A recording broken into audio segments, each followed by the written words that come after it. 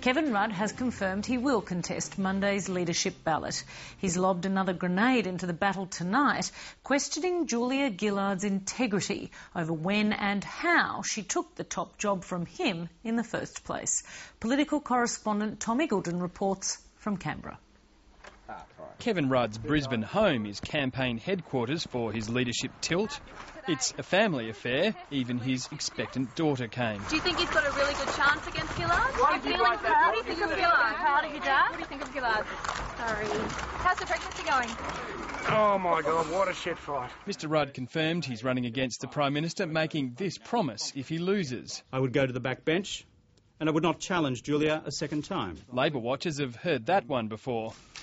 But the fact is I had only one shot in the locker and I fired it. Kevin Rudd seems to accept he won't have the numbers to win on Monday after a day spent canvassing votes. I've been encouraged by some responses, a bit disappointed by one or two, but that's life in the fast lane. It's a contest turning on trust, truth and the historical record. Dangerous territory for any politician.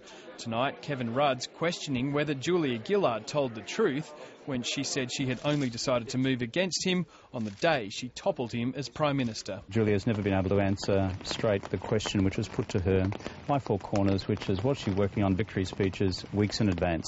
This was her answer to that question. I did not ask for a speech to be prepared. But were you aware that one was being prepared? Look, I've just given the best answer I can to your question. We've been told for a long time now that this was a last-minute decision. It seems to now be clear to everybody that it was long and premeditated, and does go to a question of trust. The Prime Minister's claim that she was a loyal deputy right up until the day she asked Kevin Rudd for a leadership ballot has been central to her attempts to demolish his reputation and legacy. I certainly stand by that statement, and I worked damn hard as Kevin Rudd's deputy, worked very, very hard in days of chaos and paralysis to try and keep his government running. That's the truth, that's the history. And she's accusing Mr Rudd of avoiding questions about his loyalty. Kevin Rudd spoke about trust today but did not deny when challenged,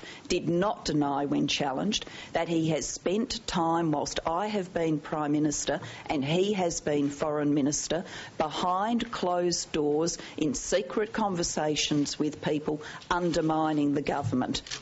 Those people were journalists to whom the Gillard camp suspects Mr Rudd told details of how he would challenge her leadership. Every Member of Parliament and Cabinet Ministers talks to you on a regular or irregular basis. You know that. And so I am no different. Julia Gillard's absolved journalists of confidentiality about her conversations with them.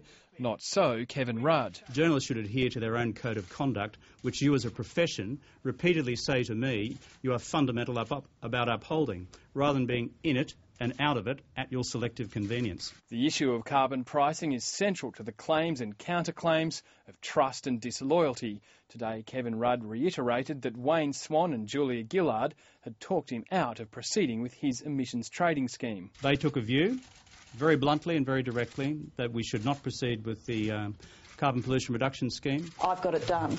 Didn't talk about it, got it done. Kevin Rudd, when the going got tough, couldn't get carbon pricing done. Kevin Rudd's now tying the Prime Minister's commitment not to introduce the carbon tax to the move to topple him. Questions of trust arose at the time of the coup in June of 2010.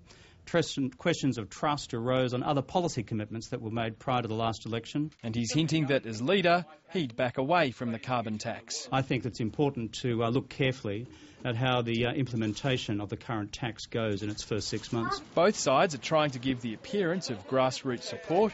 Mr Rudd's camp has it in writing on a petrol station receipt. They use this and a bit of chewing gum to attach it to the front of my office, and it says, "Put Kevin Rudd back as PM. People voted for him." Julia Gillard's show of support was just as stage managed. All right, when the PM gets here, what kind of a welcome? Needless to say, that was exactly the reception she got. Tom Eagleton, Late Line.